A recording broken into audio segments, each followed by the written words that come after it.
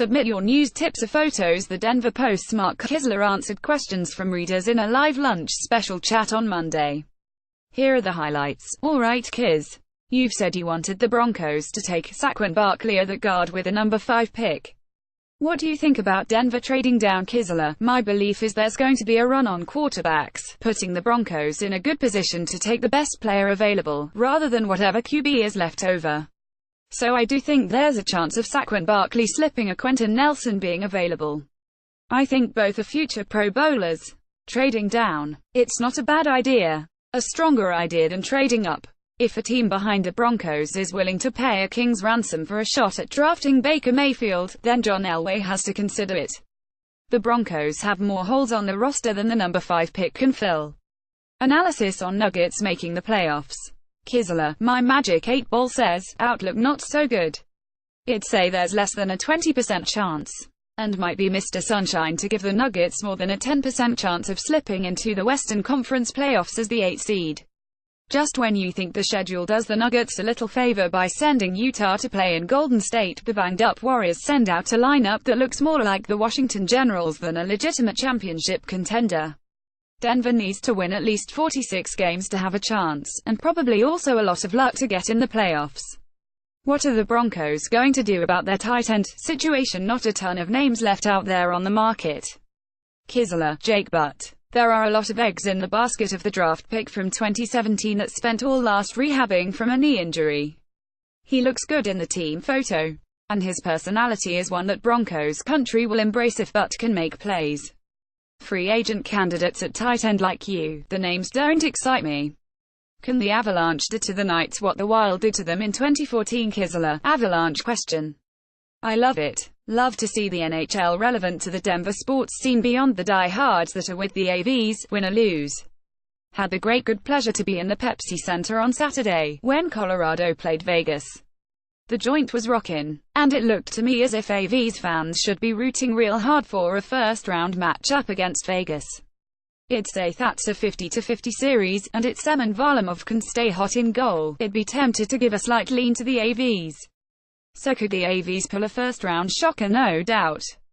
But let's worry about holding off St. Louis for a playoff spot first and dream big later.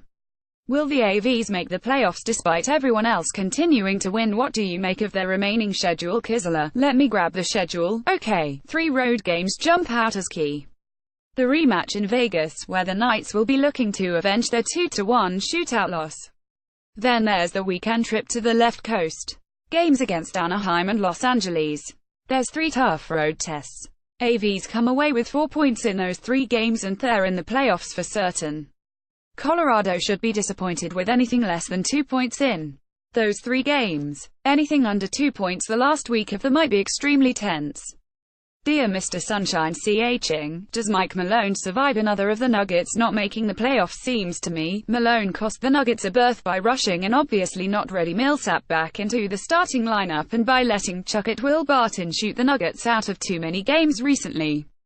Kiszler: Mr. Sunshine. Haha. Tim Neverett, currently working play-by-play on Boston Red Sox broadcasts, gave me that handle years ago, when we did a morning radio show together.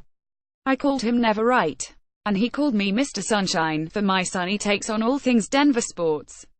The Michael Malone question: I think it's a big disappointment if the Nuggets don't make the playoffs, despite the 40-plus games missed by Paul Millsap with a wrist injury. And if it cost Malone his job, it wouldn't surprise me. But here's the deal. The NBA is a players' league. And Malone isn't the one in this locker room being paid $30 million per. That's Millsap. Give him a pass for being hurt, if you want. I can't do that. Since returning to the court, he has been inconsistent at best. Maybe I am Mr. Sunshine. Seems to me Millsap has cost the Nuggets more victories than Malone. Should Jared Bednar win Coach of the Year, he took a team that was beyond bad, beyond awful, and got them on the verge of doubling their point total, at least. And they're the youngest team in the league. Kiszler: Jared Bednar will be a candidate for Coach of the Year. And he should be. I give him big kudos and good old props for the job he has done. Especially because I stated long and loud and hard a year ago that it looked to me as if Bednar was in over his head on the Avalanche bench. Happy to admit that Bednar has proved me to be a knucklehead in my evaluation of his coaching ability. but not certain I'm willing to name him Coach of the Year for nailing down the 8th seed. I would be far more interested in campaigning for Nathan MacKinnon as the most valuable player. Mac is far and away the #1 reason the Avalanche has dramatically improved its standing in the standings. First time since 2010 they have some expectations on them. Dodgers are better, but if they stay healthy and the pitching holds up they could host that play-in game here. Kisler, the Rockies to have expectations. And don't you love it? Get a little better product TIN this year than last from Trevor Story, Ian Desmond and Carlos Gonzalez. The offense has to be better. As one that has long advocated a big, deep, tough bullpen as the #1 factor, very close to the most important factor to winning at Coors Field, how can I not like what General Manager Jeff Bridich has done to fortify the pen? So I think it all goes back to the young starting pitching. Those young arms won't show straight-line improvement. There are some hard lessons yet to learn. My first question, is John Gray ready to be a legitimate #1 starter, a true stopper? If the answer is yes, then the Rockies will be back in the playoffs, and for more than one game this time. Who will be the worst starting position player for the Rockies to open the Cargo? Desmond Kisler. Now why do you want to go? And harsh my mellow haha. I didn't understand the Ian Desmond signing a year ago. I still don't. I think Cargo has a bounce back in him. But I also admit to having a man crush on Cargo. In covering the Rockies from the very first spring training, nobody but Cargo has been a bigger joy to be around. So my vote for worst starting position player is Desmond. I think the Rockies should give Ryan McMahon the job at first base and let Desmond be a super utility player.